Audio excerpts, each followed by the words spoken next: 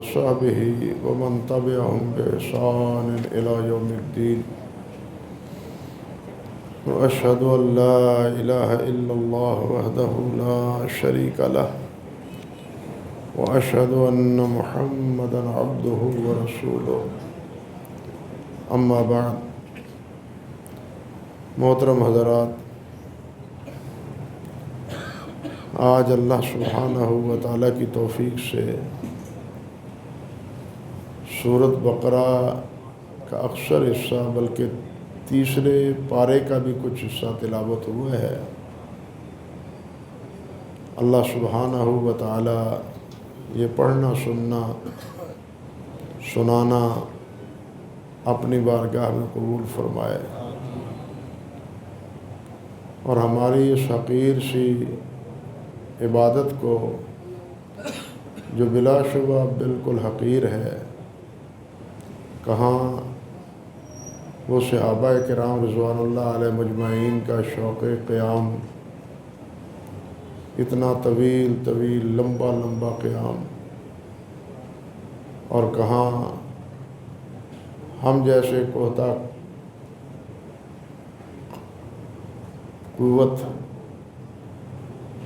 ایمان میں بھی اور جسمانی قوت میں بھی ہر لحاظ سے کمزوری، ہمارے اس قیام کو صحابہ کرام، تابعین اور ائمہ کرام کے قیام کے ساتھ بالکل کوئی نسبت نہیں۔ وہ دور کی بات تو بہت دور کی ہے۔ ہمارے شیخ، ہمارے استاذ، بلکہ عرب و عجم کے استاد حضرت شیخ حافظ محمد گوندلوی رحمۃ اللہ علیہ، نور اللہ مرقدہ ورفع درجاتہ، اپنے جوانی کے دور میں اپنے گاؤں میں تراویح پڑھایا کرتے تھے۔ ان کے سوانح نگاروں نے لکھا ہے کہ وہ روزانہ تراویح میں 10 پارے پڑھتے تھے اور تیسرے دن قرآن مجید ختم کرتے تھے، اور یہ ان کا اس گاؤں میں گودرا والا میں معمول تھا۔ بڑھاپے میں وہ 3 پارے پھر روزانہ تلاوت فرماتے تھے تراویحوں میں۔ ہم تو کمزور ہیں، 1 پارہ پڑھ کے ہی تھک جاتے، حقیقت یہی ہے۔ ایمان کے اعتبار سے بھی کمزور ہیں، جسمانی اعتبار سے بھی کمزور ہیں۔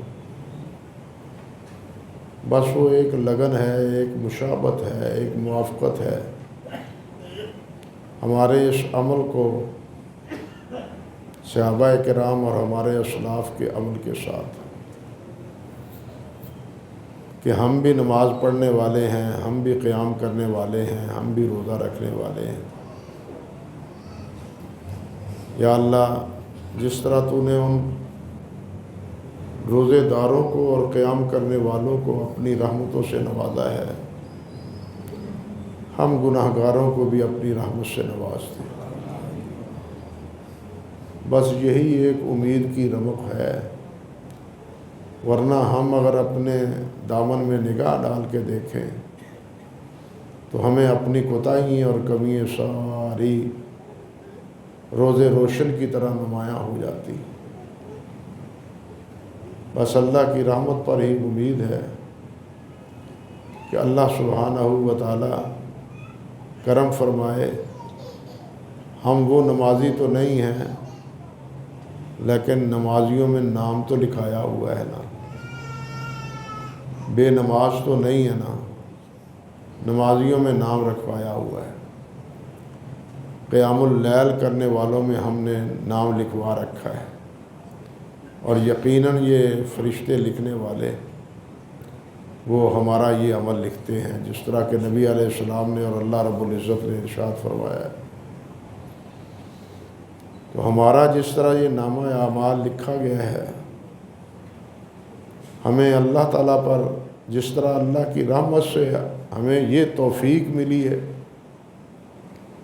بس بالکل اسی طرح اللہ کی رحمت سے ہی امید ہے کہ اللہ تعالیٰ کمیاں، کوتاہیاں، کجیاں، سب کچھ کمزوریاں، ان کے باوصف اللہ ذوالجلال ہمارے اس قیام کو، ہمارے روزوں کو، ہماری نمازوں کو، ہمارے تلاوت کے قرآن مجید کے پڑھنے اور سننے سنانے کو اللہ تعالیٰ اپنی مہربانی سے قبول فرما لے، اور ہمارے لیے کوئی بخشش کا مغفرت کا ذریعہ بنا دے۔ اصل بات تو زندگی کی یہی ہے کہ ایک بخشش کا کوئی سبب بن جائے، مغفرت کا کوئی سبب بن جائے، اللہ کی رحمت کا سبب بن جائے۔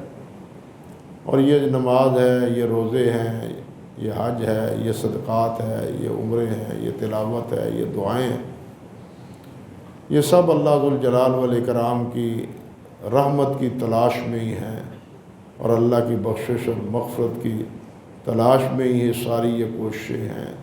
اللہ ذوالجلال یہ ٹوٹی پھوٹی اور بہت سی کمیوں کے ساتھ ملوث ہماری اس کوشش کو معاف فرما دے اور قبول بھی فرما دے۔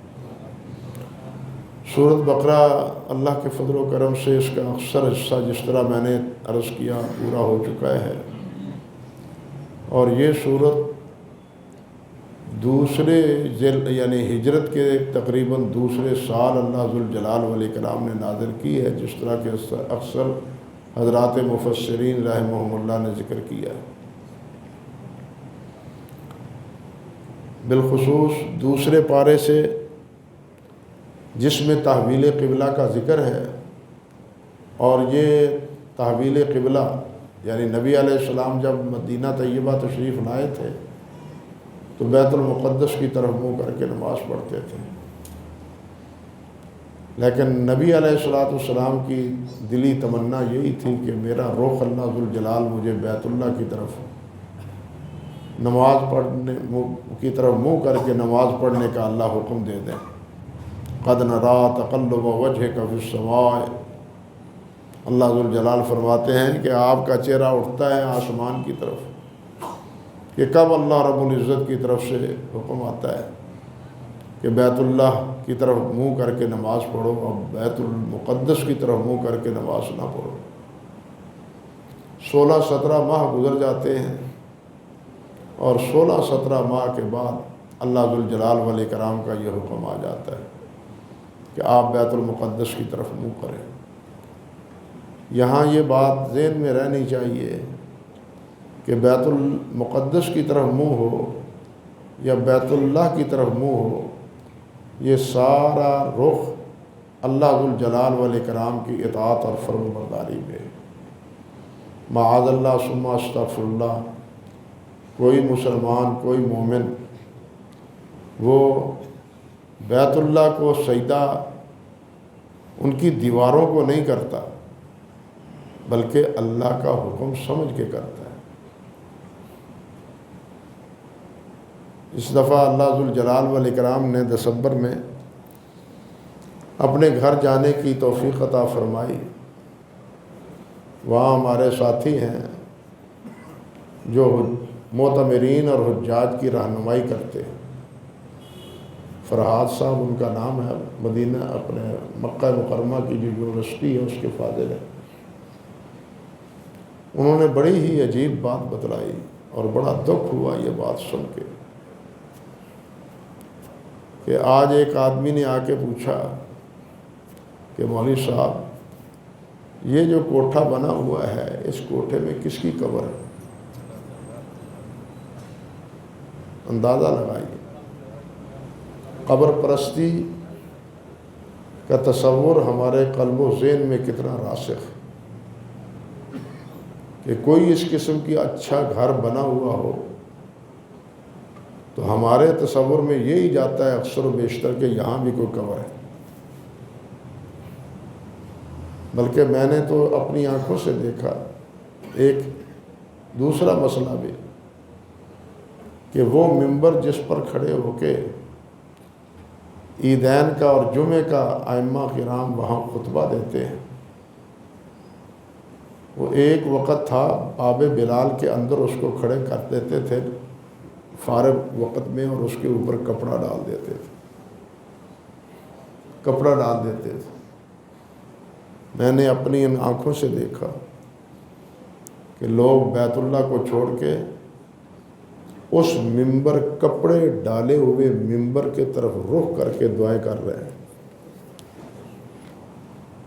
کہ پتہ نہیں یہاں بھی کوئی یہاں بھی کسی کی درگاہ ہے، یہاں بھی حضرت کوئی دفن ہے۔ اندازہ کیجیے کتنا ہمارے قلب و فکر میں یہ شرک رچا بسا ہے، یہ قبر پرستی کے تصورات ہمارے قلب و فکر میں کتنے رچے بسے۔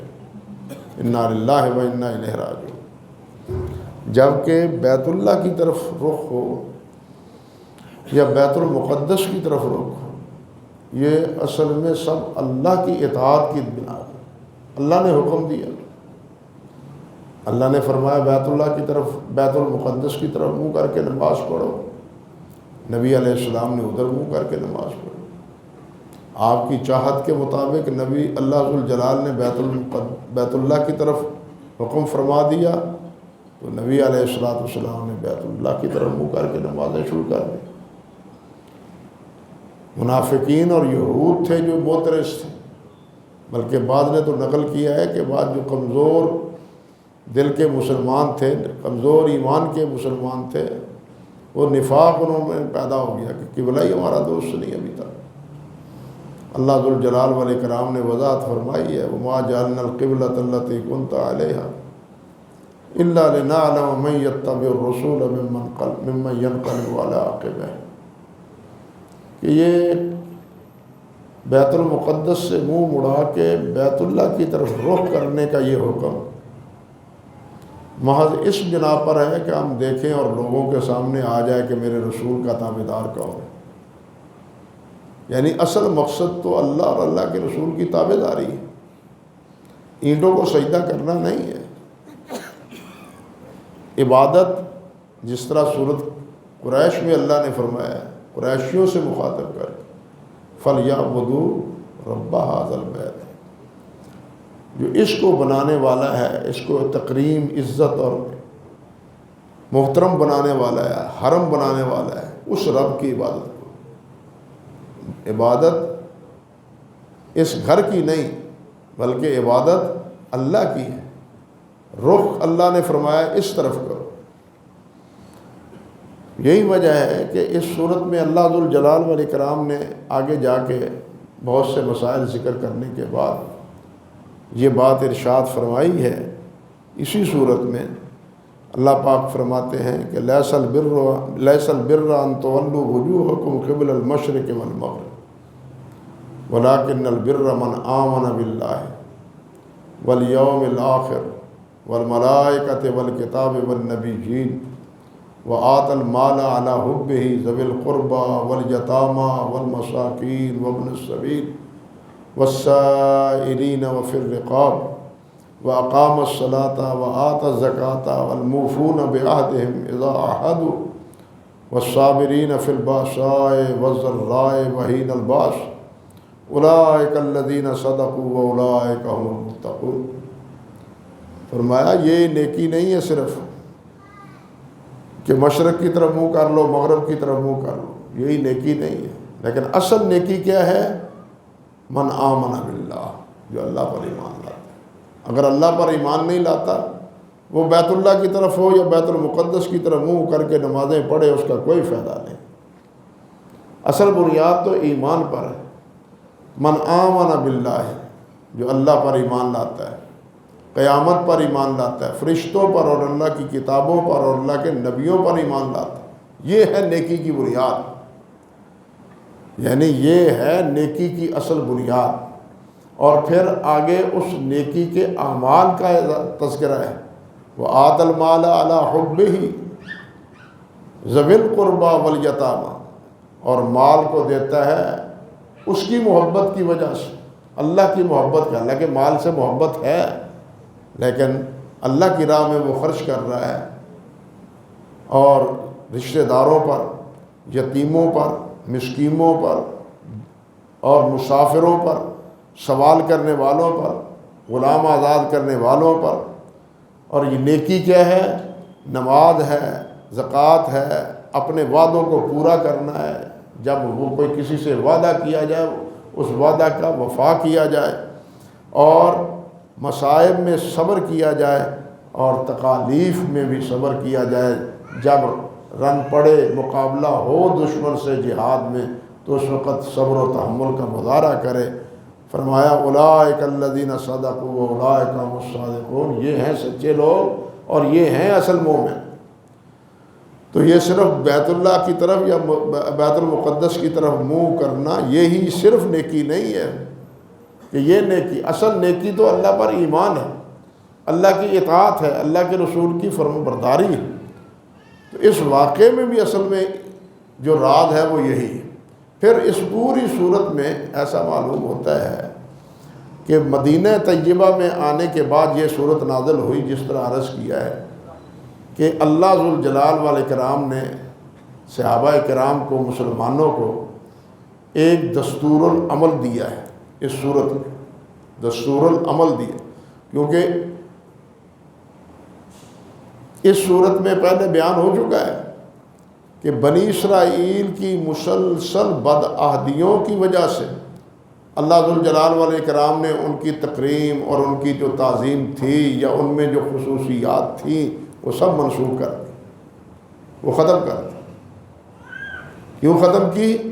کہ انہوں نے بدعہدی کی، اپنے انبیاء کو قتل کیا، اور ابراہیمی کہلانے کے باوجود وہ ابراہیم علیہ السلام کے پیروکار اور متبع نہ تھے۔ ان وجوہ کی وجہ سے وہ حضرات جن کے بارے میں کہا گیا تھا انی فضلتکم علی العالمین، اسی سورۃ بقرہ میں، کہ میں نے تمہیں جہان والوں پر فضیلت دی ہے، اب یہ فضیلت ان سے چھین لی گئی، یہ فضیلت ختم کر دی گئی۔ اب یہ درجہ، اب یہ مرتبہ اللہ ذوالجلال والاکرام نے نبی علیہ السلام کی امت کو عطا فرما دی، اور اس امت کو امت وسطیٰ قرار دیا کہ یہ ہے عدل و انصاف والی امت، یہ ہے اعتدال والی امت، یہ ہے، اس کی ذمہ داری ہے امر بالمعروف اور نہی عن المنکر کی، امر بالمعروف اور نہی عن المنکر کی۔ اب ان کی ذمہ داری، وہ اپنی ذمہ داریوں سے سبکدوش، وہ اپنے فضائل اور اپنے احترامات سے بالکل معزول، اب ان کی بجائے جو منصب ہے، جو مقام ہے، جو مرتبہ ہے، وہ حضرت محمد رسول اللہ صلی اللہ علیہ وسلم کی امت کا ہے۔ اور یہ کب ملا؟ اس رمضان المبارک میں، یعنی اسی مہینے رمضان المبارک کے مہینے میں، جس میں اللہ ذوالجلال نے فرمایا کہ شہر رمضان الذی انزل فیہ القرآن، کہ یہ قرآن رمضان میں اللہ تعالیٰ نے نازل کیا ہے، اور اس قرآن مجید کی برکت سے یہ انقلاب، جہاں دوسرے انقلاب ہیں وہاں ایک انقلاب یہ بھی ہے کہ یہ قرآن اس امت کو مل گیا رمضان میں، پہلی امتیں ختم، اب یہ نئی امتوں نے اس کی جگہ لی ہے۔ پہلوں کا پتہ گویا کہ اللہ ذوالجلال نے کاٹ دیا، اب اس منصب پر اللہ ذوالجلال نے اپنے حبیب حضرت محمد رسول اللہ صلی اللہ علیہ وسلم کی امت کو کھڑا کیا ہے۔ اللہ اکبر کبیرہ۔ اور پھر اس صورت میں چونکہ یہ ایک معاشرہ، ایک ماحول قائم ہو چکا ہے، اب اس ماحول اور معاشرے میں اللہ ذوالجلال والاکرام نے نکاح کے مسائل بھی بیان کیے ہیں، طلاق کے مسائل بھی بیان کیے ہیں، رضاعت کے مسئلے بیان بھی کیے ہیں، میاں بیوی کے حقوق کا بھی تذکرہ کیا ہے، میاں بیوی کے باہم آپس میں جو تعلقات ہیں ان کو بھی اللہ ذوالجلال نے ذکر کیا ہے، بڑے خوبصورت الفاظ۔ اللہ ذوالجلال فرماتے ہیں ہن لباس لکم وانتم لباس لہن، یہ بڑی ہی خوبصورت مثال ہے۔ فرمایا تم ان کے لیے لباس ہو اور وہ تمہارے لیے لباس، یعنی دونوں ایک دوسرے کے لیے ستر پوش ہیں، میاں بیوی کا باہم آپس میں تعلق کیا ہے؟ دونوں ایک دوسرے کے لیے ایک ستر پوش، لباس کا کیا کام ہے کہ وہ پردہ کا پوش ہے، انسان کے عیوب ڈھانپتا ہے، کمزوریاں نمایاں نہیں ہوتی بلکہ دب جاتی ہیں۔ انسان بے لباس ہو جائے تو بڑا بے ڈھبا سا لگتا ہے، یہ خوبصورت لگتا ہے تو اس لباس سے لگتا ہے۔ اسی طرح میاں بیوی کا یہ تعلق اسی طرح ہے جس طرح کہ لباس ہوتا ہے، مرد عورت کا لباس ہے اور عورت مرد کا لباس، یہ اس کی پردہ پوشی کرے اور وہ اس کی پردہ پوشی کرے۔ اگر دونوں ایک دوسرے کی کمزوریوں کو نمایاں کریں، ان کا تذکرہ کریں، دہراتے رہیں، ذکر کرتے رہیں، بالخصوص اپنے خاندان میں، اپنے سسر میں، اپنے والدین کے ہاں، بھائیوں کے ہاں، تو پھر کیا ہوتا ہے؟ سوائے لڑائی اور جھگڑے کے اور کوئی نتیجہ نہیں نکلتا۔ لیکن اگر یہ پردہ پوشی کریں، ایک دوسرے کی کمزوریوں پر پردہ ڈالیں، تو پھر یہ عزت قائم رہتی ہے، یہ بنی ہوئی عزت قائم رہتی ہے۔ اور طلاق کے بارے میں بھی اللہ سبحانہ و تعالیٰ نے جو احکام بیان فرمائے ہیں اس صورت میں، وہ آپ دیکھیے بھی، پہلے تو اللہ ذوالجلال نے فرمایا کہ تم طلاق کب دو۔ ہمارے ہاں طلاق دینے میں بڑی ہی غیر ذمہ داری کا، بلکہ بہت ہی غلط طریقے کا جناح رواج اختیار ہو چکا ہے۔ حیران کن بات آپ کے ساتھ عرض کروں، ایک دفعہ ایک خاتون کا ٹیلی فون آیا، وہ کہنے لگی کہ مولوی صاحب یہ بتلاؤ کہ اگر خاوند ہنسی مذاق میں یہ کہہ دے میں نے تمہیں طلاق دے دی، چلو میں نے تمہیں طلاق دے دی، تو کہ طلاق واقع ہو جائے گی؟ میں نے کہا ہاں ہو جائے گی، کیونکہ نبی علیہ السلام نے فرمایا ثلاث جدہن جد وہزلہن ہزل، تین چیزیں ہیں کہ اگر وہ حقیقتاً کی جائیں تب بھی، اگر وہ مذاقاً کی جائیں تب بھی وہ واقع ہو جائیں۔ ان میں ایک کیا ہے؟ طلاق۔ ان میں ایک کیا ہے؟ تین میں طلاق۔ اس لیے خامد کو اس قسم کی جرت نہیں کرنی چاہیے، ہنسی مذاق میں طلاق دے دے۔ تو وہ کہنے لگی مولوی صاحب میری ایک محنت ہے، جدو نکاح پڑھایا کرو نا تو انہاں مورکھاں نوں دس دیا کرو بھی یہو جی غلطی نہ کریا کرے۔ میں کی کرا، میرا تو گھر اجڑ گیا، میرے نال یہ کچھ کرتا رہا ہے۔ ہوں مولوی صاحبان نے، علماء نے دسیا نے بھی تسی تے اکٹھے رہ نہیں سکتے، ساڈی تے زندگی برباد ہو گئی، تے نکاح تو نال ہی انہاں مورکھاں نوں یہ سبق دے دیا کرو۔ میں کیا اللہ دی بندی ہے، اتنے نکاح پڑھاؤن لگی ہے کہ اسی طلاق دے مسئلے دسن لگی ہے۔ اندازہ لاؤ، کہنے دا مطلب ہے کہ اسی اس مسئلے دے اندر اتنے بے پرواہ اور بالکل مسائل تو بے خبر ہو گئے۔ کئیوں نے کہ زبردستی انہوں کو نکاح طلاق لے جاندی، حالانکہ زبردستی بھی طلاق واقع نہیں ہوتی، ہنسی مذاق میں طلاق واقع ہو جاتی ہے۔ کئی وہ ہیں جو طلاق دیتے ہیں، اللہ معاف فرمائے، تو اس میں وہ طریقہ اختیار نہیں کرتے۔ دین نے، اسلام نے گھر کے بسانے کا تذکرہ کیا ہے، گھر کے اجاڑنے کا نہیں کیا۔ دین اسلام گھر کو بسانا چاہتا ہے، پابندیاں لگاتا ہے کہ تم نکاح اس طور میں، حیض کی حالت میں نہیں، طور کی حالت میں طلاق دو اگر دینی ہے، اور اس طور میں طلاق دو جس میں تم نے اپنی بیوی کے ساتھ مقاربت نہ کی ہو۔ دیکھیے کتنی پابندیاں ہیں۔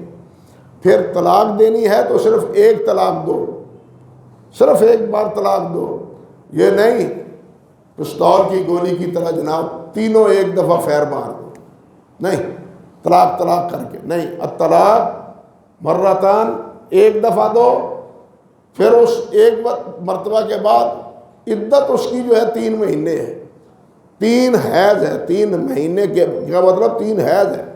لیکن ایک طلاق دینے کے بعد تم اس کو اپنے گھر سے نہ نکالو، اپنے گھر میں رکھو، اس کو اپنے گھر میں رکھو۔ اے نہ دے بھی تینوں طلاق دیتی چل اپنے پیکے، نہیں، اپنے گھر رکھو۔ کیوں؟ ممکن ہے کہ وہ شکنجی، وہ غلط فہمی، وہ جھگڑا وہ ختم ہو جائے اور ناراضگی صلح میں تبدیل ہو جائے۔ اسلام کیا چاہتا ہے؟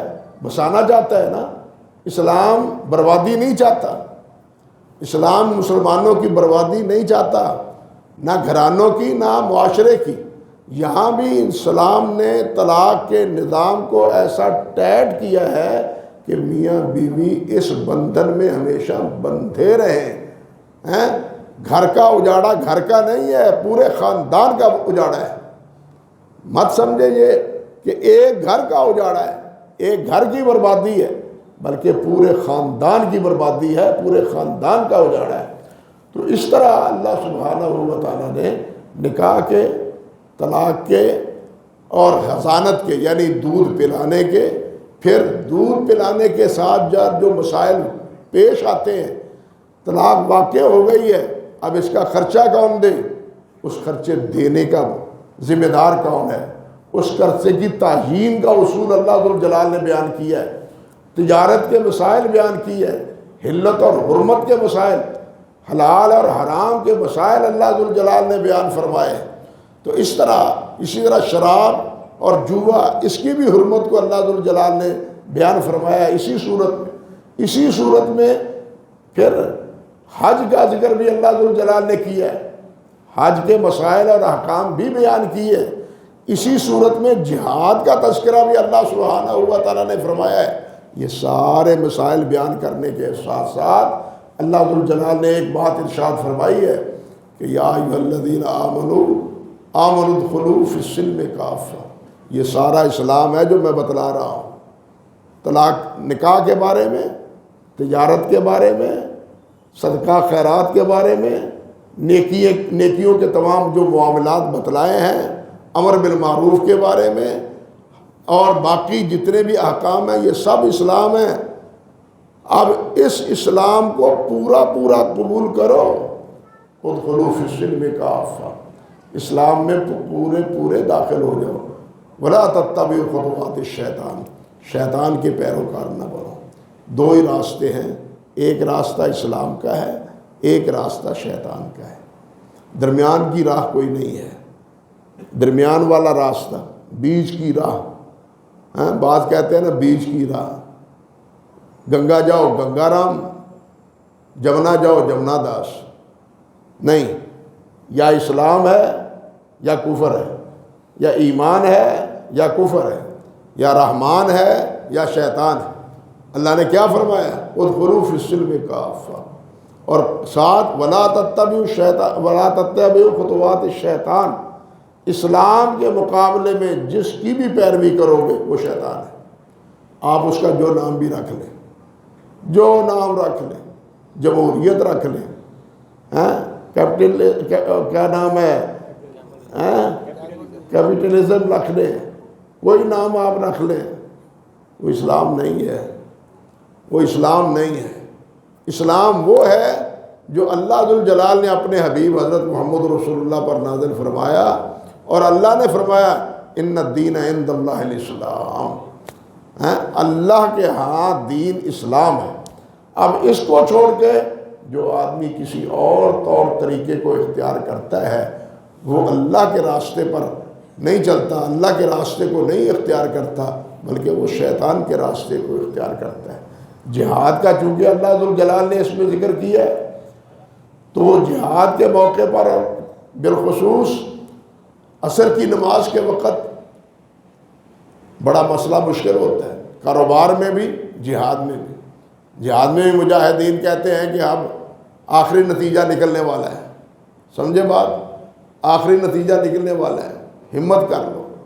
تاجر بھی خوب عصر کے وقت کہتے ہیں بازار بند ہونے والا ہے، بھائی کام کر لو، سمیٹ لو. لیکن اللہ ذوالجلال نے ان حالات میں فرمایا حافظوا علی الصلوات والصلاۃ الوسطیٰ. عصر کی نماز کا خیال رکھو. تمہیں تجارت کی پڑی ہوئی ہے، تمہیں جہاد کی ہے، یہ جہاد بھی دین کے لیے ہے، لیکن تم اصل کیا ہے؟ نماز کا خیال رکھو. بعض حضرات دیکھیں وہ کہتے ہیں کہ یہ نماز، یہ روزہ، یہ ٹریننگ کورس ہیں. یہ غلط ہے تصور.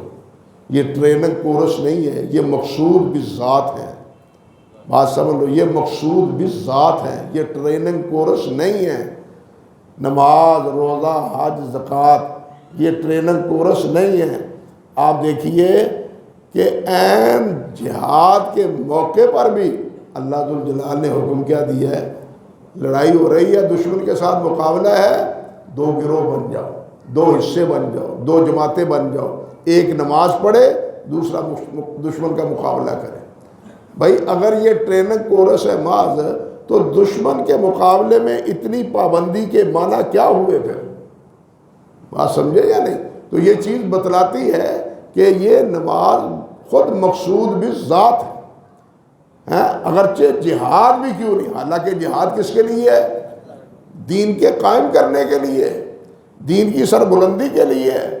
نبی علیہ السلام نے فرمایا کہ جہاد ذروۃ و سنام الاسلام، یہ اسلام کے کوہان ہے جہاد۔ جہاد اسلام کی کیا ہے؟ کوہان ہے، عزت والی جگہ، اونچی جگہ ہے۔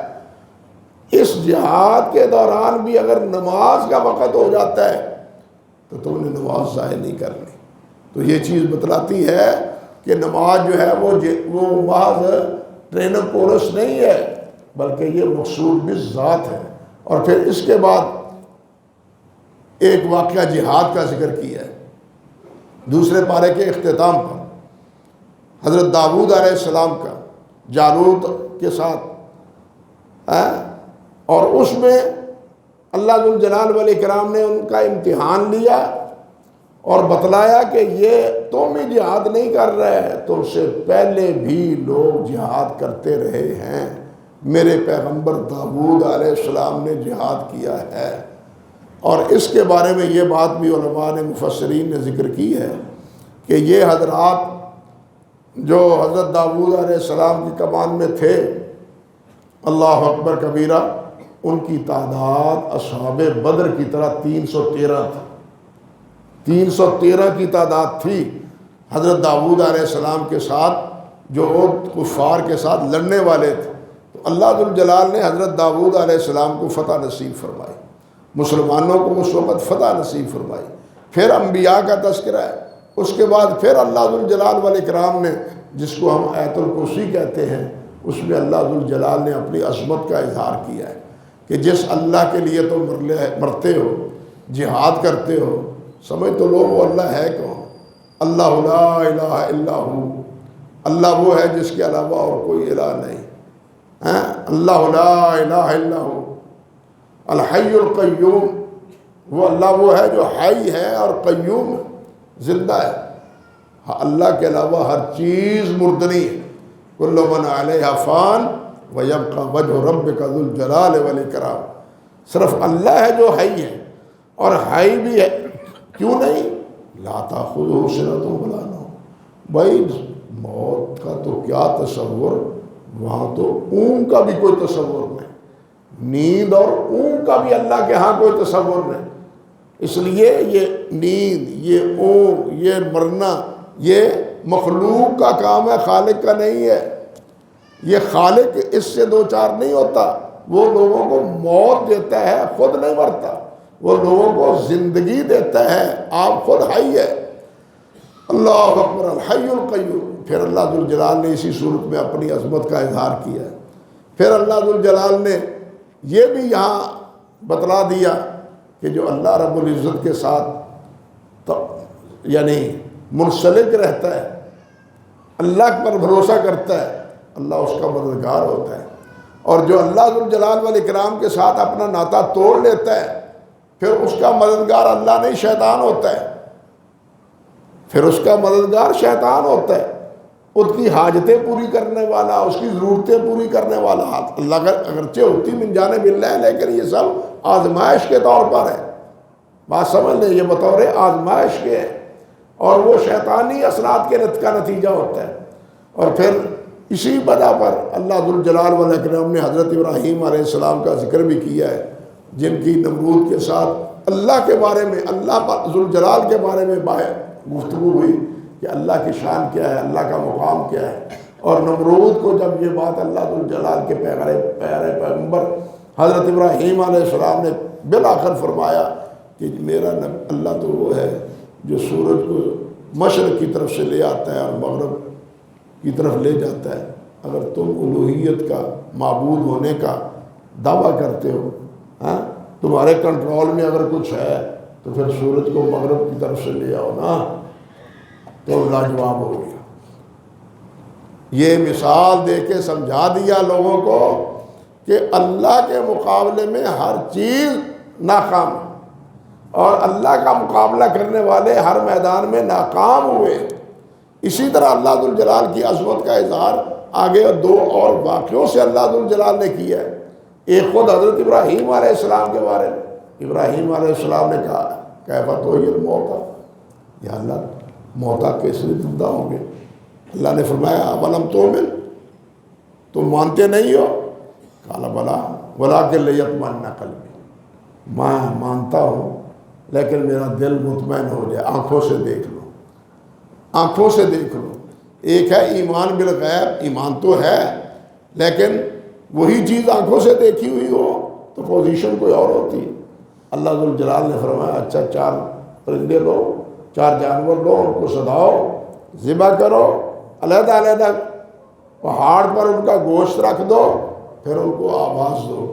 انہوں نے آواز دی ان جانوروں کو، تو وہ جناب زندہ ہو کے بالکل ابراہیم علیہ السلام کے پاس حاضر ہو گیا۔